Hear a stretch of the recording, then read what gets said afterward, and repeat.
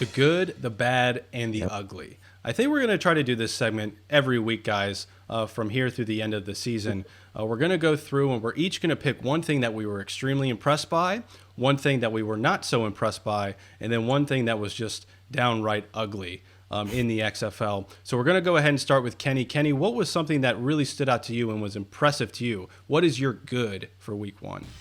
The environment at Audi Field, which is where the DC Defenders play. I've been to a lot of professional football games in a lot of different cities, a lot of different stadiums, and I have never, ever been in an environment like that. It was just like a big party. The best way I could describe it is if like the tailgate was inside the stadium.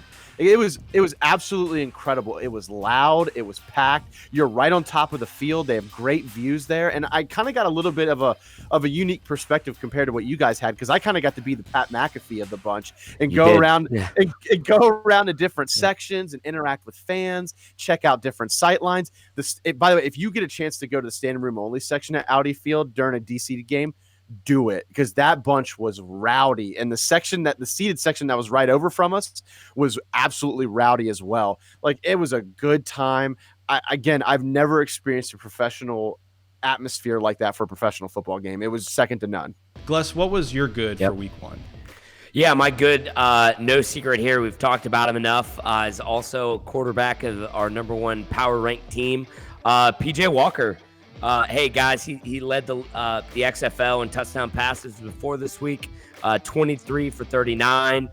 Really threw the ball well. I thought for his first time in the run and shoot offense, he was really dynamic. I thought he threw a lot of his deep balls well. They were accurate. He spread the ball around really nicely. And I think people are very afraid of what Houston's going to bring, and a lot of that has to do with how well PJ Walker played. Yeah, he made some big boy throws. Like, he made throws a lot of the other quarterbacks in the league didn't make on Saturday or Sunday. So that's very encouraging if you're a Houston fan and if you're a Houston coach. And he looked very poised in what can be a very complicated offense to run. Yep. Yeah, so I'm going to piggyback off the young quarterback, Gless, and I'm going to go with Jordan Ta'amu as my good, because him along with PJ Walker, I think, were the stars of week one in the XFL. And while PJ threw for 4 touchdowns and Ta'amu only threw for 1, the poise that he showed as a rookie quarterback starting his first professional game on the road in a new ballpark that's just opening, so the excitement is around the Dallas Renegades. Bob Stoops is getting all the headlines. I know Landry Jones didn't play, but still, not a lot of people expected St. Louis to go in there and win. What was the spread? It was like 9.5? 9.5. Going into 9.5. Yeah. So not a lot of people expected them to come in and win. And the poise that he showed, the leadership that he showed, especially at the end of the game, when the game was really on the line, they were trading field goals back and forth all night. Sometimes it wasn't really going Ta'amu's way, but he had an efficient 20 for 27 passing, a quarterback rating of 108. For him to have that long quarterback draw run and then find Alonzo Russell in the back of the end zone for that touchdown at the end of the game, that just showed me everything you need to know about Ta'amu and the upside that he has that we've talked about so much on this show. We are so high on the upside of Ta'amu, especially in the XFL. So it was nice to see that kind of shine and come out, and for him to, come up big for the Battlehawks late in the game last weekend. Riley, it was pretty cool. It was almost like watching a college offense with him out there, right? Like, kind of utilizing his legs, a lot of the quarterback designed runs. It was really a lot of fun to watch him last night for sure.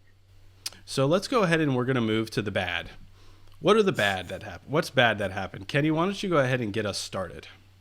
Yeah, so my bad was Brendan Silvers. I just was very unimpressed with the way he played this weekend. And I might be a little more harsh because I saw it live, but I just, he made some good throws. Yes, he had some decent plays. And I know the stat line's going to show he had 3 touchdowns, but he had 2 really bad picks. Now, granted, one wasn't his fault. Austin Proehl fell down. But what the stat line's not going to show is, honestly, he should have had 4 or 5 picks. He threw and hit DC defensive backs in the numbers 3 times, and they flat out dropped picks. Like, he was just very erratic.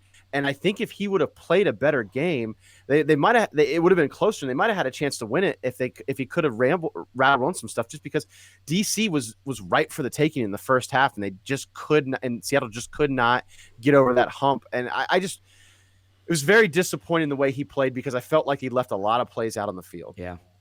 Yeah, I think he's going to kick himself, looking at film today and tomorrow. I like the skill set. I really like what Jim Zorn's trying to do in offense with his skill set. I think just kind of more time in this offense. Hopefully, he'll get better because I agree with you, Kenny. He didn't play great, but you saw the talent was there. If he can make some of those throws, limit the mistakes, I think he can be a pretty productive quarterback in the league, though. Mm-hmm. All right, let's go on. Glessner, what was the bad, in your opinion, week 1 of the Oh, my gosh. Well, this is kind of a constant theme, but the Tampa Bay red zone offense. Guys, they led the XFL this weekend in total yards with 394. They had 19 first downs. They had 150 yards rushing, and yet they only came up with 3 points. It's unbelievable. It's really unbelievable. It's like you have to try not to score. They were so efficient to get up to the 20, and they were making plays. They had the Quentin Flowers packages in there. They'd get to the 20 or inside the red zone and just completely stall. And anytime you do that, man, it's going to be tough to win games when you settle for field goals or when you get nothing at all, when you throw interceptions in the end zone. That's my bad because that one's got to be tough. That's got to be a tough flight home, knowing that they played so well on offense until you got to the red zone. And then you're like, man, we could have been there. We could have won the game. We had the offense to do it. We just didn't convert and we didn't execute. They left a lot of points on the board. Turnovers. I think they missed a field goal as well. Like just very, very weird. It was Dr. Jekyll, Mr. Hyde. They were Mr. Hyde between the 20s, and they were Dr. Jekyll inside the 20s. It was just crazy. It was crazy to see. And yeah, Gus, I agree. That was really bad. Yeah. All right, so let's move on to my bad, and I'm going to stay with the St. Louis Battlehawks Dallas Renegades game and go to the Dallas side. We were all so excited for the Hal Mummy offense to see what it's all about, and I know Landry Jones wasn't playing, so we can't give a full opinion on how that offense is going to shape up for the rest of the season. But for week 1, man, I was shocked to see how limited that offense was with Philip Nelson at the helm. You can look at his stat line. You can be like, yeah, he threw 79% completion percentage. Yeah, he also threw for 5 yards per attempt and 1 interception. Yeah. It's you can throw dink and dunks all day if you want to, but that's not going to win you games in the XFL. Yeah. It's just not. And the fact that you're starting your backup quarterback and your bell cow running back gets 2 attempts the entire game. He literally had more passing yards. Cameron Artis-Payne did. He had more passing yards in the game than he had rushing yards. How does that happen? Yeah. That's unacceptable. How is Lance Dunbar, who wasn't even on your depth chart, your leading rush here, coming out of the game with 27 yards? Like, with that stable of running backs, you got to do better balancing. I mean, Philip Nelson threw the ball 42 times. Like, can't do that. Well, and Riley, I agree with you. Now, on the flip side, if you're going to check down, your skill players got to do better in the open field. You got to make a play. You got to make a play. You got to make guys miss. You got to keep the chains going. And I didn't see any of that. I didn't see guys make a whole lot of plays with the ball in their hand. And at the end of the day, check downs are check downs, and it is what it is. And I agree with you, right? We didn't see a lot of vertical passing game because that's what St. Louis took away. But, man, if you're a receiver or running back and it's getting checked down, you got to make a play for your boy, right? Yeah, you got to help him out. And I didn't see any of that from the skill position guys either. When 2 of your top 3 leading receivers in the game are your tight ends, you're probably going to lose in the XFL. Yeah. Just throwing that out there. Yeah. So it was not a good outing for the Dallas offense. And we'll see week 2 if Landry Jones comes back how different it looks. But out of the gates, so far not so good. No. All right, Kenny. So let's go to the final, the ugly. Kenny, what was ugly to you in week 1 of the XFL? By all accounts, the XFL had a sterling opening weekend, and I do agree with that. But the one thing that and it might just be me, bugged me was I felt like so often the refs were having to stop the game and get the game clock operator to change the time. And this happened a bunch. This happened at the DC game a lot. I saw this a bunch last night on the Renegades Battlehawks game. Like, it felt like every 2 or 3 plays they were having to stop the game, walk to the middle of the field, turn on their mic and say, well, the game clock operator, please reset the clock to this. Please reset the clock to this, or please wind the clock at this. And that was super frustrating. Now, I'm going to chalk that up to just opening weekend kind of, kinks and trying to get everything worked out. But that was the ugly for me, because it was just super frustrating to watch as a fan on TV, because it felt like every time the game got going, they had to stop it and reset the clock. It's week one for everybody, not just the Yep, players. right. So hopefully It's a that's great something point, that, Riley. hopefully that's something that that gets fixed. Yeah. But yeah, I definitely feel you there, Gless. I know that this was driving you nuts. You really got fired up over this when we were chatting through our texts for the show. What is your ugly for the week? My ugly was the Los Angeles Wildcats and the management of the offense. And I'm not talking about play calls, by the way, right? Because they just flat out got their tails kicked, right? Like all over the field. Offensive line didn't block. Running game was anemic. And the quarterback play in the first half was actually somewhat kind of decent. The biggest problem I have is it's week one. You have your backup quarterback in there. Body language was awful. Winston Moss takes him out, puts in McClendon. Okay. All right. Put in McClendon. Okay. It's the first game of the XFL, by the way, and you're already benching the guy that's in there, which is ridiculous in my opinion. Then McClendon gets in there, doesn't have a good series, and then they yank him. And then they put Knopf back in there, and then they yanked him a second time. And I was like, this is a show. Like, if I were an offensive player for the Wildcats and I'm in the huddle, like, that's just demoralizing, because you're like, what are the coaches doing? Like, what is this? You never see that. You never see that in high school. I tell you what, I don't want to say too much about about the leadership of the Wildcats, but I hope that Saturday night was a learning experience for Winston Moss, and that he is better. Right? What he is a better diplomatic in front of the approach camera. from Coach Gless. He's got to be better, because it was so ugly, and everybody in the stadium knew it. Everybody who was watching TV knew it, right? It was just like, it just screamed dysfunction, and that, hey, I'm way over my head. I don't know what I'm doing. I'm frustrated. I'm losing, so I'm going to pull a quarterback. I tell you what, Winston Moss shouldn't be within 50 yards of a quarterback, right? That's not a specialty. So here he goes. That's how I feel about that. Stop. Very ugly. You were good Very at the ugly. diplomatic part. The things Gless was saying over text, I was getting so nervous for this part of this segment. So thanks for at least keeping it somewhat together, Gless. There we go. Well, here's the thing. Norm Chow's got to watch his back now, because if they have another bad showing in week 2, they already fired their defensive coordinator. So they might fire their offensive coordinator in week 2. Who knows? That's right. Seriously, though, with the Wildcats, who knows, man?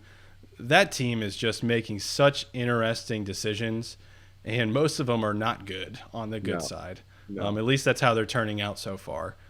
So it's been a cluster, in LA so far, and we're only going into week 2, so not a great sign. We'll wrap up with my ugly, and I'm actually pretty pissed off about this. It's Ricky Walker getting thrown out of the Vipers game. My boy Ricky Walker. I loved Ricky Walker, Virginia Tech.